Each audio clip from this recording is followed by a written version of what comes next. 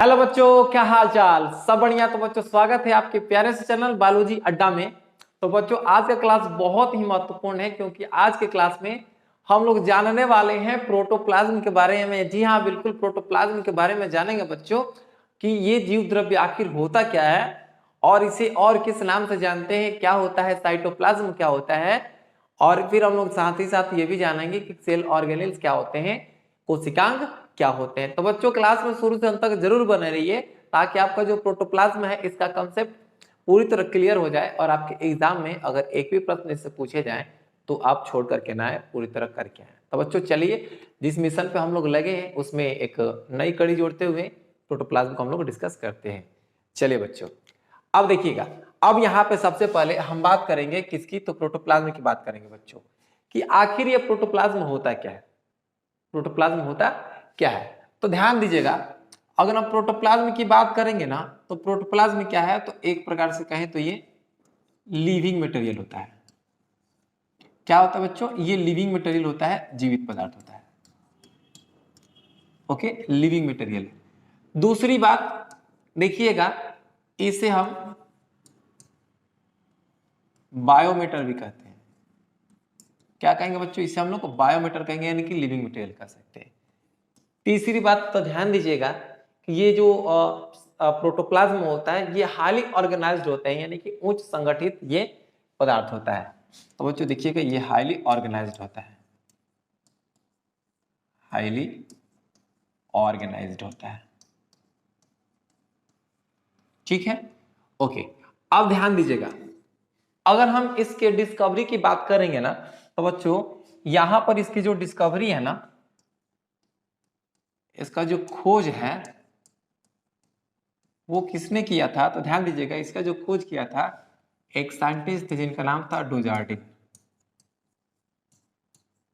डुजार्डिन ने ये 1835 ईस्वी में, कब बच्चों? 1835 ईस्वी में क्या किया था, उन्होंने प्रोटोप्लाज्म को खोजा था। कब की डिस्कवरी? डुजार्डिन ने 1835 ईस्वी में किया था। और देखिएगा उन्होंने नाम दिया, क्या नाम दिया था? तो सार्कोड कहा था, सार्कोड कहा था। किसने कहा था बच्चों? डुजार्डिन ने ये जो प्रोटोप्लाज्म है उसको सार्कोड कहा था। ठीक है, फिर यहां पे देखिएगा एक साइंटिस्ट आते हैं जिनका नाम है पुरकिंजे। बालक हर एक बात को डिस्कस करेंगे, ठीक है जी। पुरकिंजे, बस आप क्लास में शुरू से अंत तक बने रहिएगा और एनर्जी बरकरार रखिएगा, बनाए रखिएगा।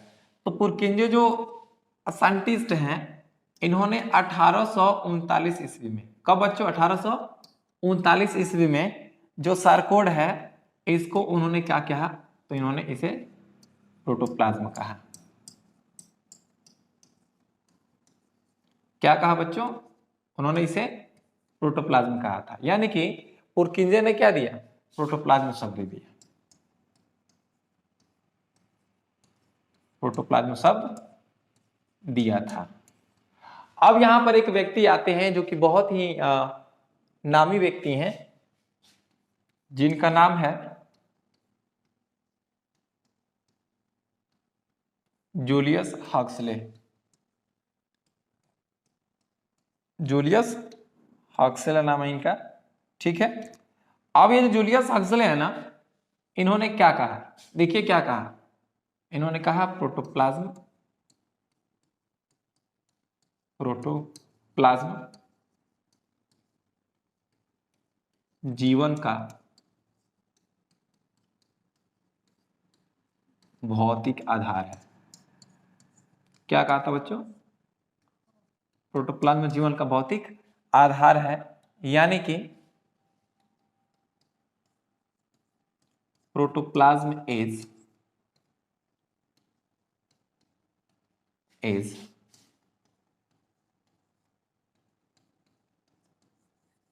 Physical basis of life.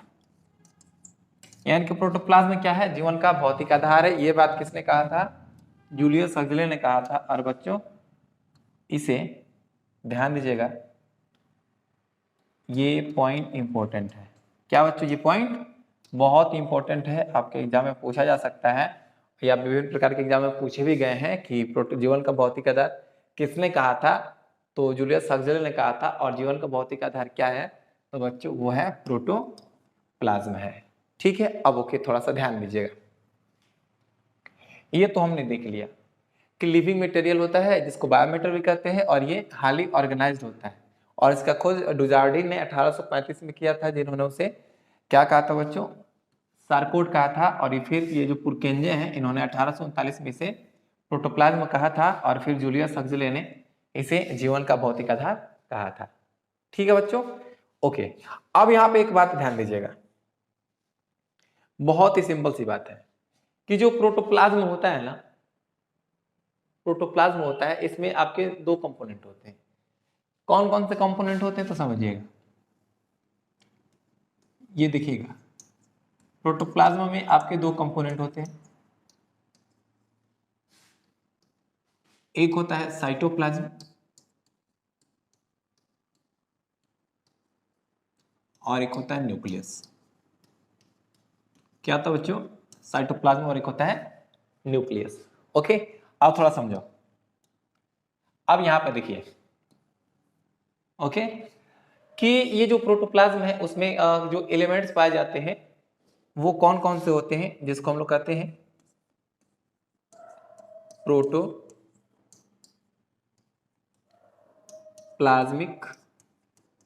Elements.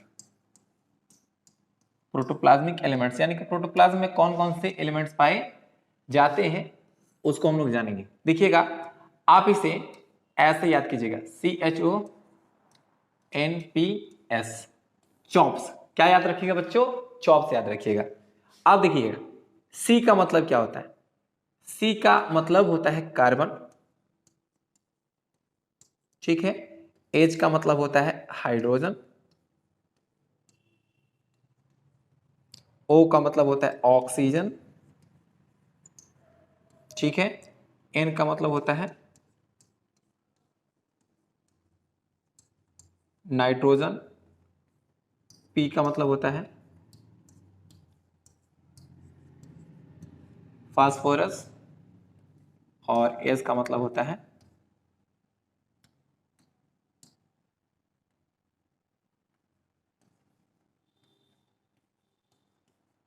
Sulphur. यानी कि यहां पे देखिएगा मुख्य रूप से क्या है, तो ये 6 प्रकार के इसमें एलिमेंट्स पाए जाते हैं। एक और बात ध्यान दीजिएगा कि प्रोटोप्लाज्म के ये कौन कौन से एलिमेंट्स होते हैं ये तो हमें जानकारी है, लेकिन एग्जैक्ट इसका कॉम्बिनेशन क्या है अगर हमको पता चल जाएगा ना बच्चों, तो हम लैब में भी प्रोटोप्लाज्म को क्या कर सकते हैं, तो तैयार कर सकते हैं। लेकिन वही बात है कि इसका कॉम्बिनेशन पता आज तक नहीं चला है, किसी भी साइंटिस्ट ने इसके कॉम्बिनेशन को नहीं जान पाया कि क्या कॉम्बिनेशन होता है जिससे प्रोटोप्लाज्म बना होता है, जो कि एक प्रकार से रहस्य है, और इसलिए बच्चों लैब में लाइफ को क्रिएट नहीं किया जा सकता है। ठीक है, तो यहाँ पे ये कुछ बातें थी जो कि प्रोटोप्लाज्म के बारे में थी। ठीक है, अब हम डिस्कस करेंगे आगे चल करके कि जो प्रोटोप्लाज्म होता है ना बच्चों, उसमें साइटोप्लाज्म होता है। अब ये साइटोप्लाज्म क्या होता है ये सब हम लोग देखेंगे। तो हो सके तो क्या करेंगे बच्चों, आप इसे स्क्रीनशॉट ले लीजिए या आप इसे नोट डाउन कर सकते हैं।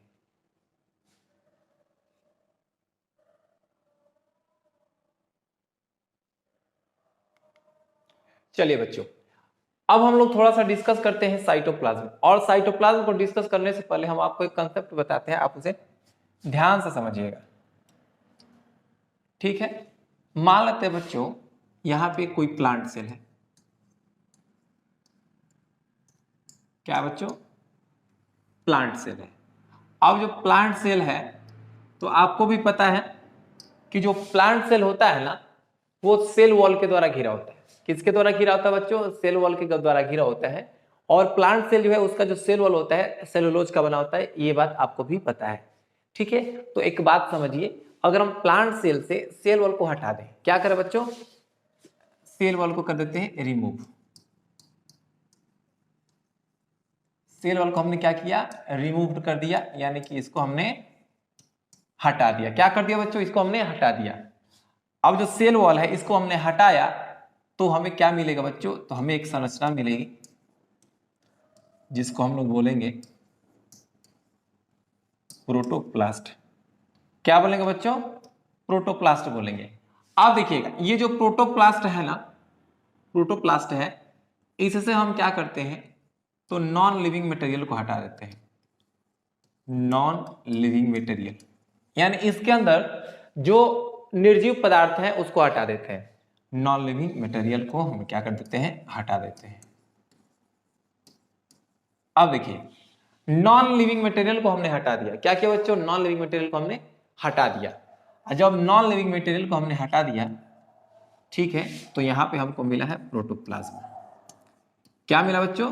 प्रोटोप्लाज्म मिला। अब देखिएगा ये प्रोटोप्लाज्म क्या है आपको ऑलरेडी पता है। क्या पता है बच्चों? ये क्या होता है?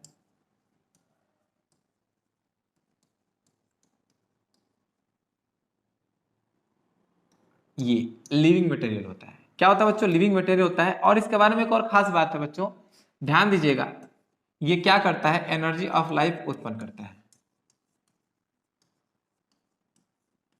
एनर्जी ऑफ लाइफ क्रिएट करता है। कौन बच्चों? ये प्रोटोप्लाज्म एनर्जी ऑफ लाइफ क्या करता है? क्रिएट करता है। ओके, एनर्जी ऑफ लाइफ क्या करता है? क्रिएट करता है। और बच्चों एनर्जी ऑफ लाइफ है ना, इसे हम लोग क्या कर सकते हैं? ये जो एनर्जी ऑफ लाइफ है इसे आप बायो एनर्जी कह सकते हैं। क्या कह सकते हैं बच्चों? बायो एनर्जी कह सकते हैं। और इसके बारे में एक और खास बात यह है कि जो केमिकल एनर्जी होता है ना बच्चों, केमिकल एनर्जी, ये केमिकल एनर्जी को क्या करता है? कौन बच्चों? प्रोटोप्लाज्म केमिकल एनर्जी को बायोलॉजिकल एनर्जी में बदल देता है। क्या कर देता है बच्चों? बायोलॉजिकल एनर्जी में बदल देता है। ठीक है, तो ये था प्रोटोप्लाज्म में ये लिविंग मटेरियल है जो कि एनर्जी ऑफ लाइफ क्रिएट करता है, जिसे हम लोग बायो एनर्जी कहते हैं, और ये केमिकल एनर्जी को बायोलॉजिकल एनर्जी में बदल देता है। अब देखिए प्रोटोप्लाज्म में क्या क्या है, तो आपको ऑलरेडी पता है कि साइटोप्लाज्म और न्यूक्लियस है। तो अब देखिएगा प्रोटोप्लाज्म से हम हटाते हैं न्यूक्लियस। न्यूक्लियस को हमने कर दिया रिमूव्ड।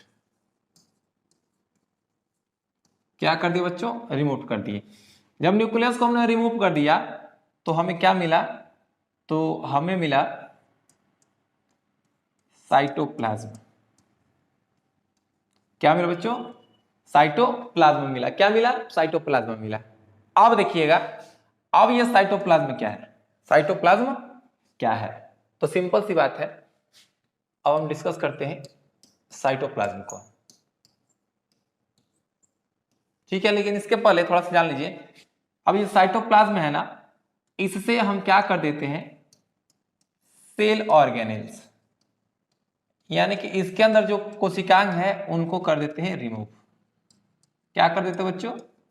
इसको कर देते हैं रिमूव, यानी कि हटा देते हैं। तब हमें क्या मिलेगा वो अब जानना है। तब हमें मिलेगा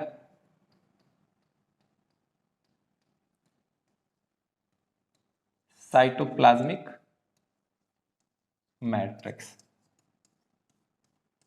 क्या मिलेगा बच्चों? साइटोप्लाज्मिक मैट्रिक्स मिलेगा। ठीक है, तो यहां पे कुल मिला जुला के हमने प्रोटोप्लाज्म को डिस्कस कर लिया है। अब हमें डिस्कस करना है साइटोप्लाज्म के बारे में कि आखिर ये जो साइटोप्लाज्म होता है होता क्या है, और इसका खोज किसने किया था, और ये कैसे पदार्थ होती हैं। ठीक है, तो ध्यान दीजिएगा यहां पे। अब साइटोप्लाज्म होता है ना, एक प्रकार से कहें तो बच्चों देखिएगा सेमी फ्लूइड होता है। सेमी फ्लूइड मटेरियल होता है। ठीक है, सेमी फ्लूइड मटेरियल होता है। और क्या है बच्चों कि यह प्रोटोप्लाज्म का हिस्सा है। किसका हिस्सा है? प्रोटोप्लाज्म का हिस्सा है, का पार्ट है। ओके, अब समझिए, अब यहां पर जो साइटोप्लाज्म होता है ना, एक्चुअली ये होता है ट्रांसलूसेंट होता है। क्या होता है बच्चों? ट्रांसलूसेंट होता है और होमोजेनस होता है। तो आप इसे याद रखेंगे कि साइटोप्लाज्म में क्या होता है, ट्रांसलूसेंट होता है, ट्रांसलूसेंट होता है, फिर क्या होता है,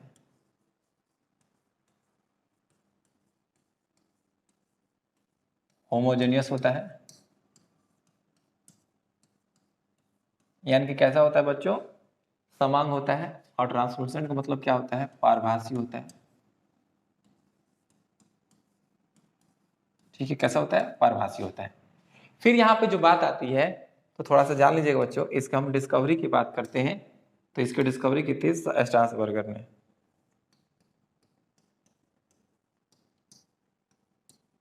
साइटोप्लाज्म का खोज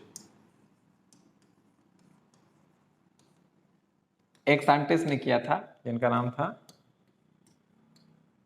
स्ट्रासबर्गर। ठीक है बच्चों, स्ट्रासबर्गर ने किया था।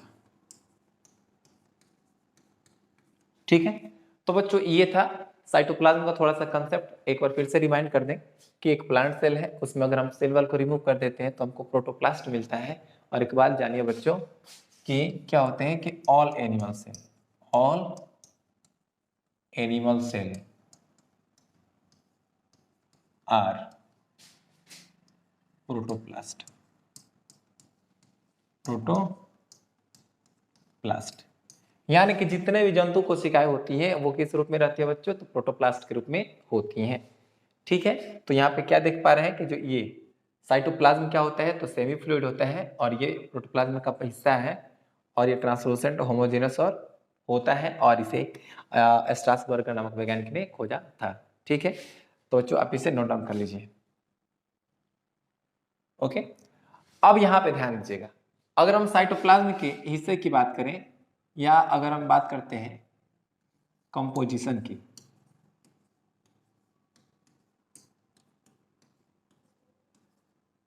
किसकी बात करते हैं बच्चों, इसके कंपोजिशन की बात करेंगे ना, तो देखिएगा इसका जो कंपोजिशन होता है, इसके कंपोजिशन में आपको क्या क्या मिलता है।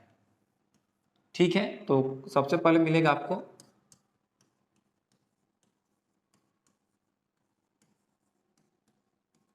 Cytoplasmic matrix.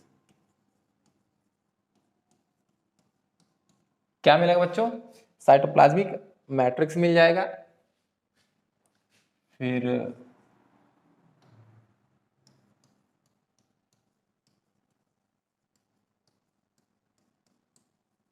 सेल ऑर्गेनेल्स रहता है और साथ ही साथ क्या होते हैं, तो इसमें जो होता है ना इंक्लूजन बॉडी भी रहता है। इंक्लूजन यानी कि ये नॉन लिविंग मटेरियल होते हैं, इंक्लूजन बॉडी भी रहता है। ठीक है, तो सबसे पहले हम यहाँ पर डिस्कस करेंगे साइटोप्लाज्मिक मैट्रिक्स को। किसको डिस्कस करेंगे बच्चों, साइटोप्लाज्मिक मैट्रिक्स को। क्या आखिर ये साइटोप्लाज्मिक मैट्रिक्स क्या होता है,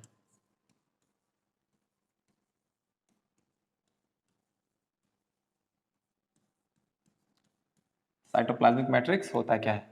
तो एक बात ध्यान दीजिएगा, ये जो साइटोप्लाज्मिक मैट्रिक्स है ना, आप इसे साइटोसोल भी कह सकते हैं या आप इसे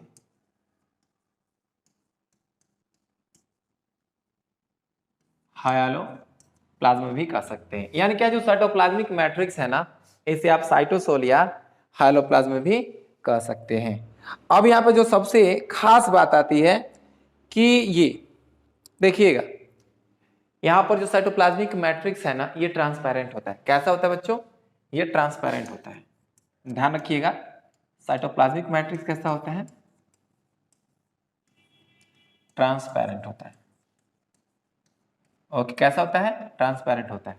और जो सबसे महत्वपूर्ण है, इंपॉर्टेंट है, ये कैसा होता है, क्रिस्टलो कोलॉइडल।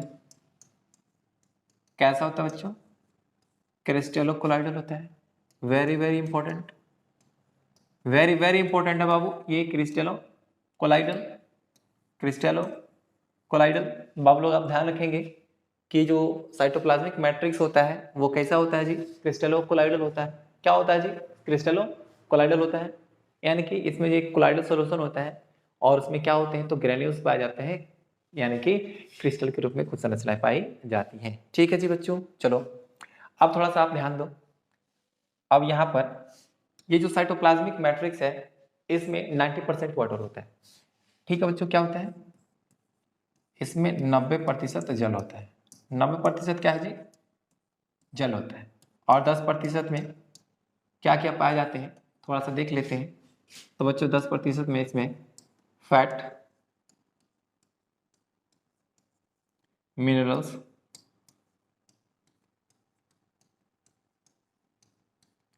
न्यूट्रिएंट्स, टीआरएनए,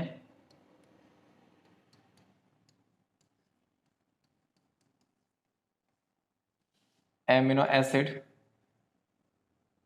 ठीक। उसके बाद क्या क्या पाए जाते हैं, फैट्स हो गए, प्रोटीन हो गए, प्रोटीन,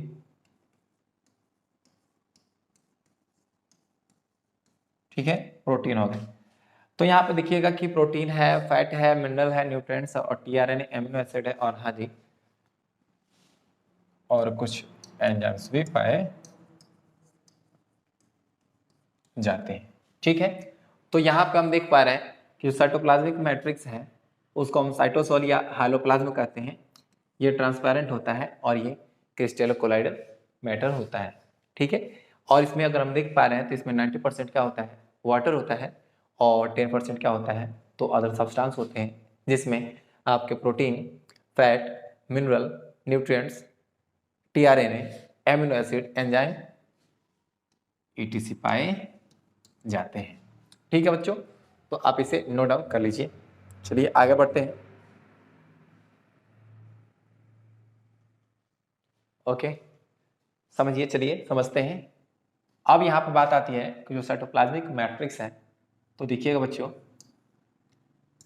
ये साइटोप्लाज्मिक मैट्रिक्स है।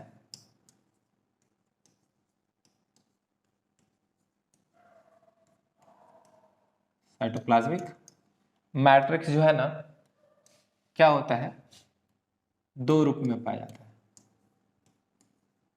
दो रूप में पाया जाता है, यानी कि इसके दो फॉर्म होते हैं।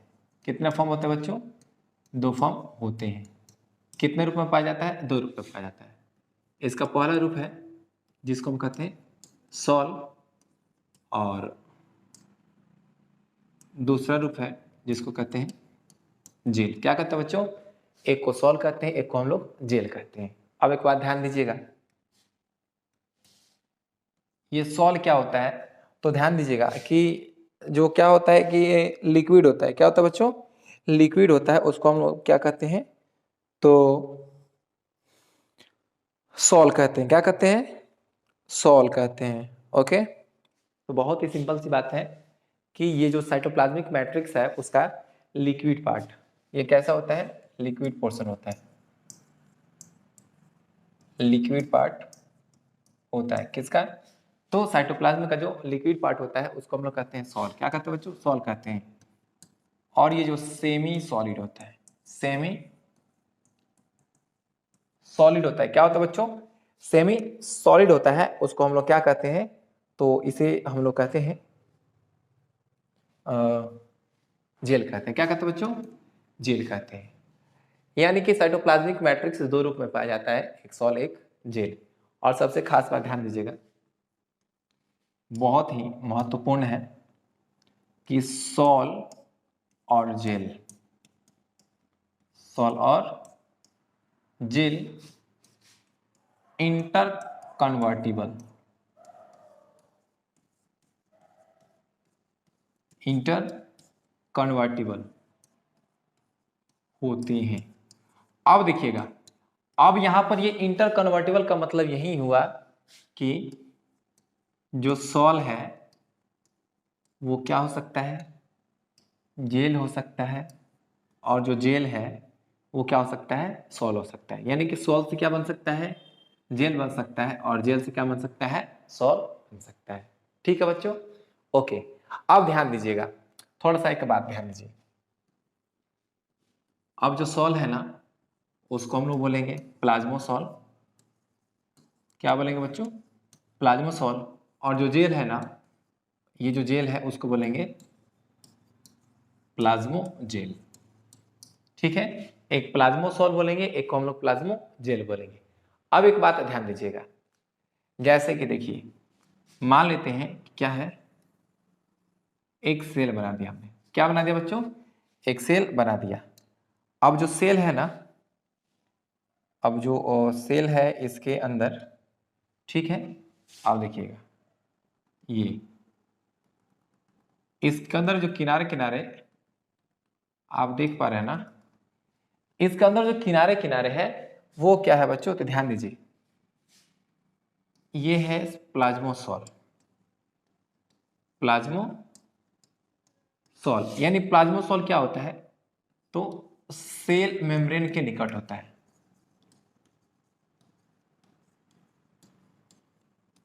सेल मेम्ब्रेन के निकट होता है।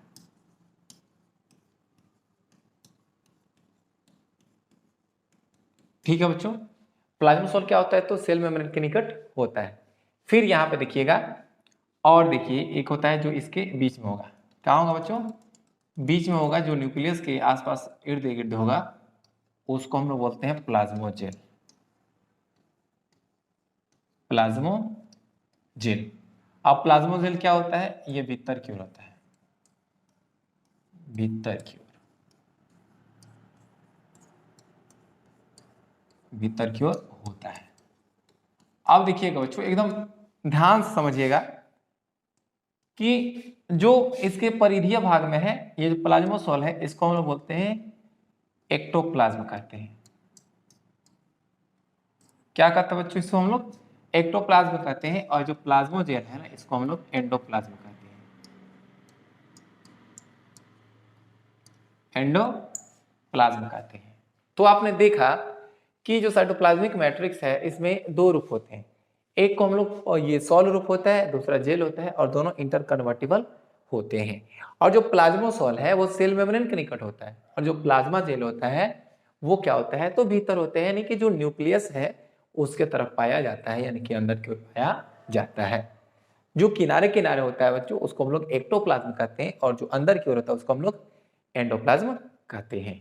आई होप कि यहाँ पर जो ये प्रोटोप्लाज्म है उसके बारे में जो कंसेप्ट है वो क्लियर हो चुकी होगी। ठीक है बच्चों, ओके। अब यहां पर ध्यान दीजिए, आप इसे नोट डाउन कर सकते हैं। अब जो सबसे खास बात आता है कि ये जो साइटोप्लाज्म है, क्या बच्चों साइटोप्लाज्म है उसका फंक्शन क्या होता है?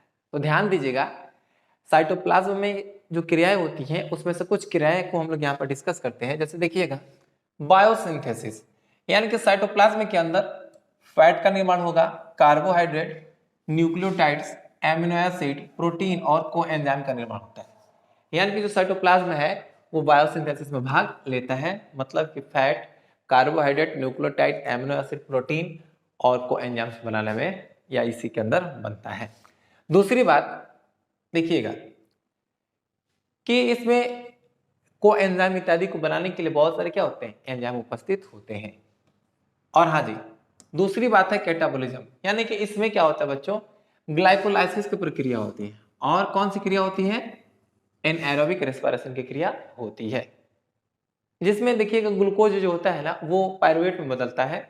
उसको हम लोग डिस्कस करेंगे रेस्पिरेशन चैप्टर में। तो आप फिलहाल जानिए कि इससे ये साइटोप्लाज्म होता है ना, उसमें ग्लाइकोलाइसिस और ये एनएरोबिक रेस्पिरेशन की प्रक्रियाएं होती हैं। जो तीसरा है, इसके अंदर रॉ मटेरियल्स होते हैं। इसके अंदर रॉ मटेरियल्स होते हैं, और वैसे रॉ मटेरियल्स होते हैं जिनका उपयोग कोशिकाएं करते हैं या जिन्हें कोशिकांगों को कार्य करने के लिए आवश्यकता होती है। चौथी बात कि इसके अंदर वेस्ट प्रोडक्ट होता है, यानी कि मेटाबॉलिज्म के फलस्वरूप जो अपशिष्ट पदार्थ बनता है ना वो क्या होता है? तो कुछ समय के लिए, ध्यान रखिएगा, कुछ क्षण के लिए, यानी कि टेम्पोरेरी। कैसे बच्चों? तो टेम्पोररी यानी कि कुछ क्षण के लिए ही यहाँ पे स्टोर किए जाते हैं।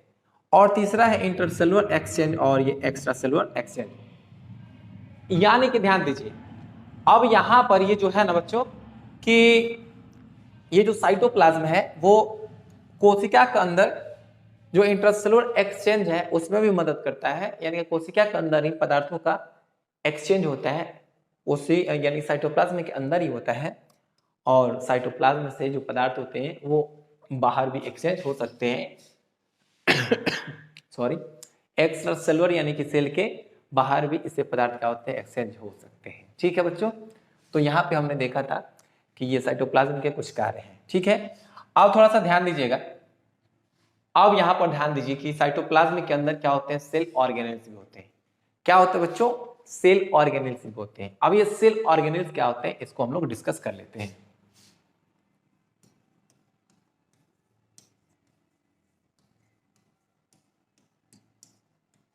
अब देखिएगा, अब ये जो सेल ऑर्गेनेल्स है ना, इसको हम लोग हिंदी में कोशिकांग कहते हैं। क्या कहते हैं बच्चों, इसे हम लोग हिंदी में कोशिकांग कहते हैं। ओके, या आप इसे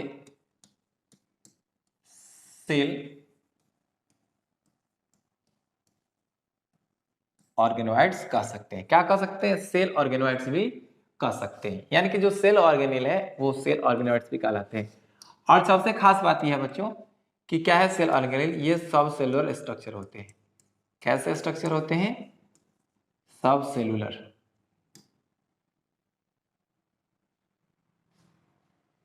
कैसे स्ट्रक्चर होंगे बच्चों, ये होंगे सब सेलुलर सेलुलर। ठीक है, ये सब सेलुलर स्ट्रक्चर होते हैं, यानी कि इसको हम लोग कहते हैं उपकोशिकीय संरचना।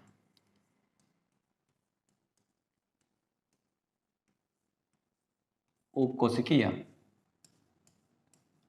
संरचना। ठीक है, और हाँ जी बच्चों, ये किसके अंदर पाया जाता है, तो ध्यान दीजिएगा, साइटोप्लाज्म के अंदर पाए जाते हैं।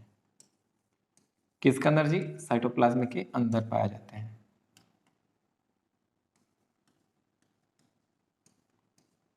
के अंदर पाया जाता है। ठीक है, कहां पाया जाता है बच्चों, तो साइटोप्लाज्म के अंदर पाया जाता है।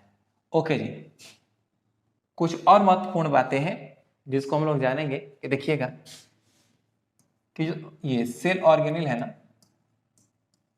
सेल ऑर्गेनेल्स का अलग अलग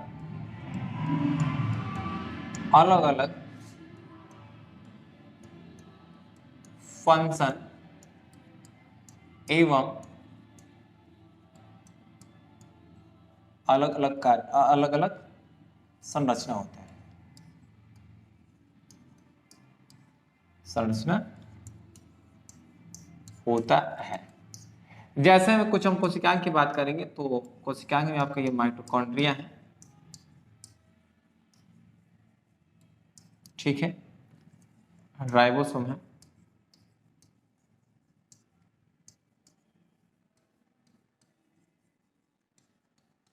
ए टू सी, यानी कि बहुत सारे प्रकार क्या क्या होते हैं, तो यहाँ पे तो सेल ऑर्गेनेल्स पाए जाते हैं। तो बच्चों हमने क्या किया, तो इस वीडियो में हमने प्रोटोप्लाज्म को डिस्कस किया, साइटोप्लाज्म को डिस्कस किया, साइटोप्लाज्म क्या होता है, मैट्रिक्स है उसको डिस्कस किया, और हमने यहाँ पे सेल ऑर्गेनेल को भी डिस्कस किया। ठीक है, ओके, अब जो लास्ट आती है एक छोटा सा टॉपिक है, आप उसे ध्यान दीजिएगा, कुछ ज्यादा बड़ा नहीं है, सेल इंक्लूजन। सेल इंक्लूजन बस थोड़ा सा है, आप समझ जाइए। साइटोप्लाज्म के अंदर, साइटोप्लाज्म के अंदर नॉन लिविंग मैटर,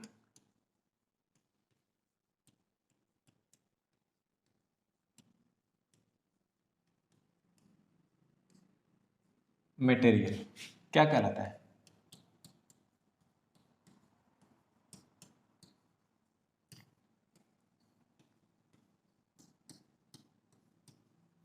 क्या कहलाता है बच्चों, सेल इंक्लूजन कहलाता है।